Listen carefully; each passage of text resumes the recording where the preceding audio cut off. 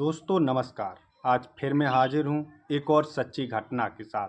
दोस्तों, आज की जो सच्ची घटना है वो है गोवा राज्य की।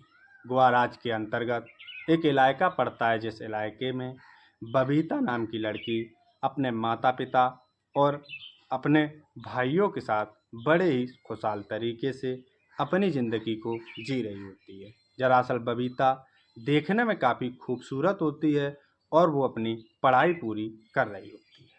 एक दिन बबीता अपने घर से बाहर निकलती है, लेकिन फिर कभी वापस लौटकर अपने घर नहीं पहुंचती, जिसके चलते बबीता के घर वाले बहुत ही परेशान हो जाते हैं, क्योंकि बबीता करीब 2 दिन तक अपने घर वापस नहीं पहुंच पाती। जिसके चलते बबीता के माता पिता पास के ही थाने में बबीता की गुमशुदा की रिपोर्ट दर्ज कराते हैं।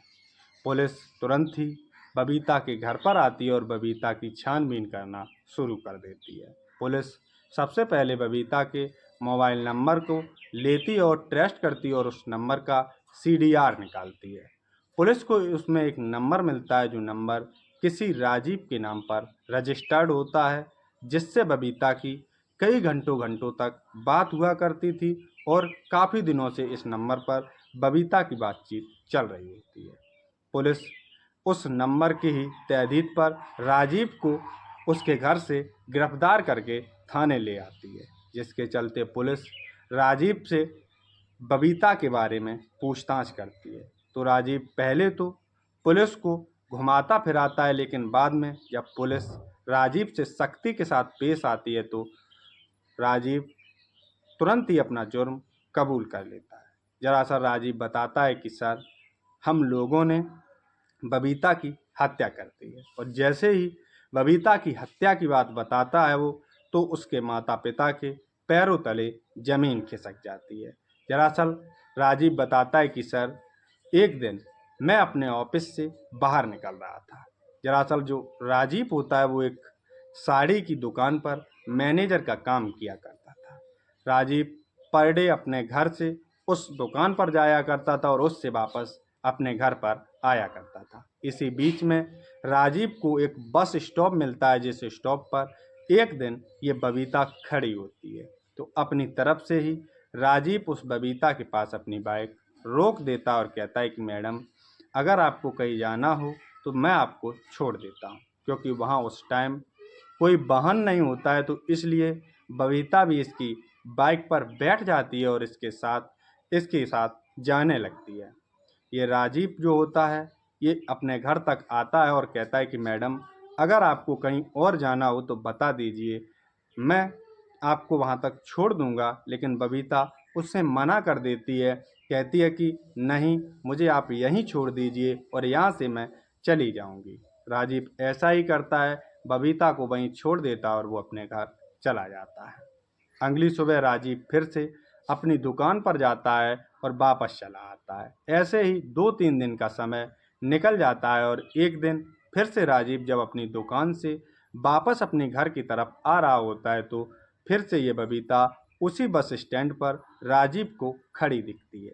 जैसे खड़ी दिखती है तो राजीव फिर से अपनी बाइक रोक देता है और कहता है कि मैडम, आज फिर कोई नहीं है, तो आप चाहें तो आप मेरे साथ चल सकती हैं। जिस पर राजीव के साथ बबीता जाने लगती है। तो इन दोनों में बातचीत होने लगती है, क्योंकि जब कोई किसी के बाइक पर जाता है तो ऐसे चुप बैठकर तो जा नहीं सकता। तो राजीव इससे इसका नाम पूछता है, तो ये बता देती है कि मेरा नाम बबीता है। और ये उसके काम के बारे में भी पूछता है कि आखिर आप कर क्या रही हैं। तो इस पर बबीता उससे कुछ नहीं कहती और बबीता भी इसका नाम पूछती है, तो कहता है कि मेरा नाम राजीव है और मैं एक दुकान पर मैनेजरी का काम करता हूँ। इन दोनों में ऐसे ही बातचीत होने लगती है और अब अक्सर राजीव टाइम से दुकान बंद करके आ जाया करता था और ये जो बबीता होती है अक्सर उस बस स्टैंड पर उसे खड़ी मिलती है और ऐसे ही इन दोनों में बातचीत का सिलसिला शुरू हो जाता है।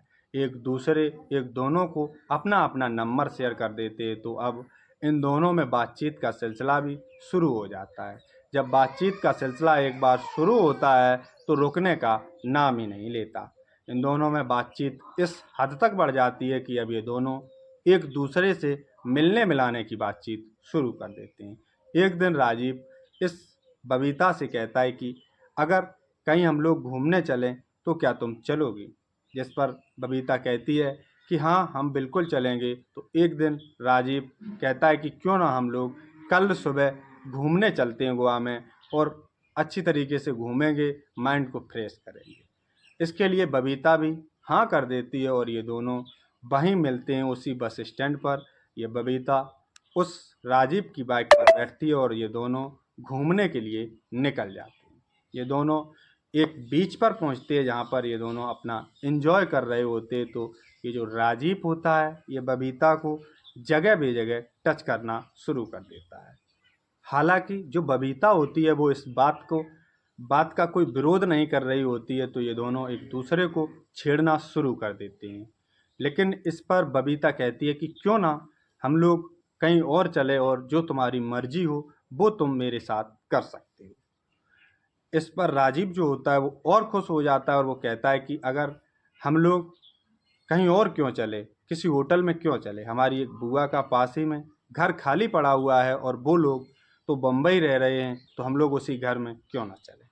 वहाँ से ये दोनों लोग, ये जो बबीता होती है ये उस राजीव की बाइक पर बैठती है और ये दोनों उस बुआ के घर में पहुँच जाते हैं। उस बुआ के घर पर ताला लगा होता है और एक गार्ड उस वहाँ पर रहता है जो उस घर की देखभाल में तैनात था।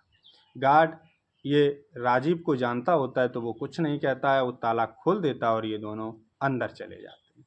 एक रूम में पहुंचने के बाद ये दोनों आपस में बैठकर बातचीत करते हैं और दोनों में जब रोमांस बढ़ता है तो दोनों एक एक करके अपने तन से सारे कपड़े अलग कर देते हैं और दोनों करीब घंटे 2 घंटे तक उस कमरे में एक दूसरे के साथ संबंध बनाते हैं।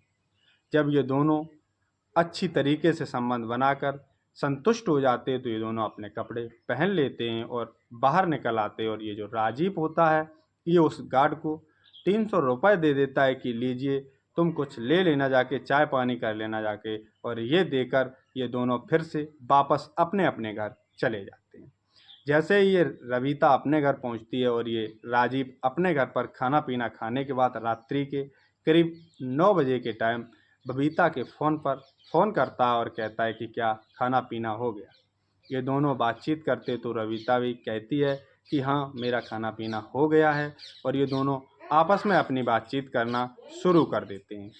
इन दोनों के बीच बातचीत का सिलसिला एक बार शुरू होता है तो रुकने का नाम ही नहीं लेता। ये दोनों में बातचीत होती है और इनके संबंध बनाने का जो तरीका होता है वो थोड़ा अलग होता है, क्योंकि जो बबीता होती है वो इस राजीव से एक अलग तरीके की ही डिमांड रख देती है संबंध बनाते टाइम, जिसको ये राजीव पूरा करता है क्योंकि उसे तो और भी ज़्यादा मज़ा आ रहा होता है।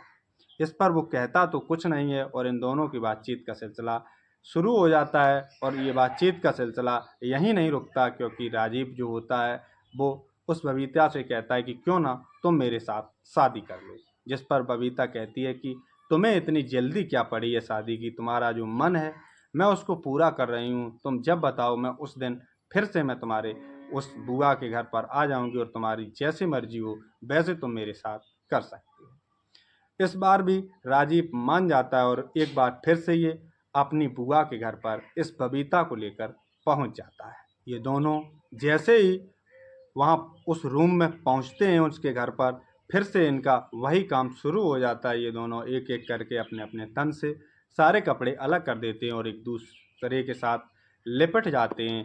इसी पर बातों बातों में ही ये जो बबीता होती है ये एक अजीब तरीके की जो डिमांड होती है संबंध बनाने की वो राजीव से रख देती है। वो भी इसकी डिमांड पूरी कर देता है, लेकिन अब उसके अंदर एक डाउट हो जाता है कि आखिरकार जिस डिमांड से ये बबीता करती है इस डिमांड के लिए लड़कियां तो कभी कहती नहीं, आखिर ये मुझसे हर बार इसी डिमांड को क्यों रखती है।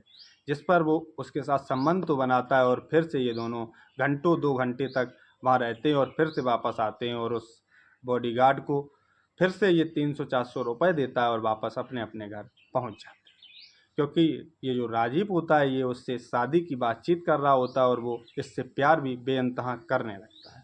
जिस पर वो उसी रात अपने दोस्तों से फ़ोन करता है, कहता है कि ऐसे ऐसे हमारी एक लड़की से मुलाकात हुई है, वो लड़की मुझसे एक अलग तरीके से ही डिमांड रखती है इसका क्या कारण हो सकता है। हम लोग फिर से कल उसी रूम में अपनी बुआ जी के घर पर मिलेंगे। अगर तुम लोग वहाँ आना चाहो तो आ जाना, क्योंकि ये लड़की मुझसे थोड़ी अलग तरीके की ही डिमांड रखती है। उसके दोस्त जो होते हैं राजीव के, वो कहते हैं कि हाँ भाई तुम कल उसे लेकर आओ, हम लोग भी वहाँ आ जाएंगे।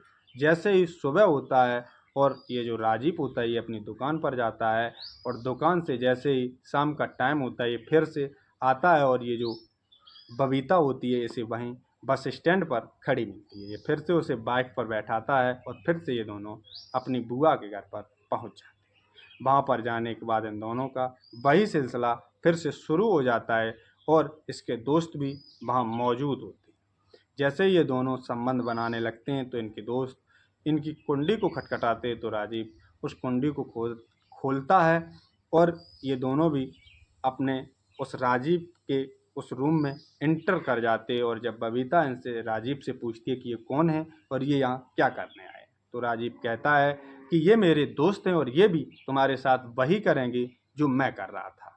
जिस पर बबीता कहती है कि आखिर मैं तुम्हारे साथ कर सकती हूँ लेकिन हर किसी के साथ ऐसा नहीं कर सकती। जिस पर जो राजीव होता है वो कुछ नहीं कहता, और ये दोनों तो बहुत ही गंदे तरीके से उस बबीता के साथ संबंध बनाते हैं। जिस पर वो चीखती चिल्लाती है, लेकिन उसकी सुनने वाला वहाँ कोई नहीं होता। हालांकि जो राजीव होता है वो एक बार रोकने की कोशिश जरूर करता है, लेकिन वो तो रुकने का नाम ही नहीं लेते। जिसके बाद वो चीखते चीखते कहती है कि अगर तुम लोग मुझे छोड़ दो और मैं यहाँ से निकल गई तो मैं तुम्हारी पुलिस में कंप्लेंट कर दूंगी। जिस पर इसके दोस्त और ये राजीव घबरा जाते हैं और वहीं पर उसके साथ इतनी गंदी तरीके से उसके साथ संबंध बनाते हैं जिससे घटनास्थल पर ही उसकी मौत हो जाती है। उसकी मौत होने के बाद ये तीनों घबरा जाते हैं, लेकिन जैसे ही रात्रि होती है तो ये राजीव निकल कर बाहर आता है, और जो वो गार्ड होता है उसे 500 रुपये देता है और कहता है कि आप चाय पानी करके आ जाइए, तब हम लोग जाते हैं और खूब आराम से आइए, कोई जल्दी नहीं है। इसके बाद वो गार्ड चाय पानी के लिए चला जाता है और ये तीनों लोग मिलकर उस ही घर में उस लड़की की कब्र बना देते हैं। धरती खोदकर उसे वहीं पर गाड़ देते हैं और अपने अपने घर चले जाते हैं। दोस्तों, ये जो घटना राजीव पुलिस को सुनाता है तो राजीव की ही तहरीर पर पुलिस उसके बुआ के घर पर जाती है, वहाँ पर खुदवाती है, तो वास्तव में बबीता की बॉडी निकलती है, जैसे पुलिस पोस्टमार्टम के लिए भेज देती है। और पोस्टमार्टम रिपोर्ट आती है तो उसमें वास्तव में उसके साथ जो हुआ था घिनौना कृत्य, उसी को लेकर पुलिस धाराएं दर्ज कर लेती है। और इस राजीव की ही तहदीद पर पुलिस इसके दो दोस्तों को भी अपने अंडर कस्टडी में करके जिला अदालत में पेश करती है, जहां पर इन पर केस दर्ज करके इन लोगों को जेल की सलाखों के पीछे डाल दिया जाता है। तो दोस्तों, आज की हमारी सच्ची घटना बस यहीं तक। जय हिंद, जय भारत।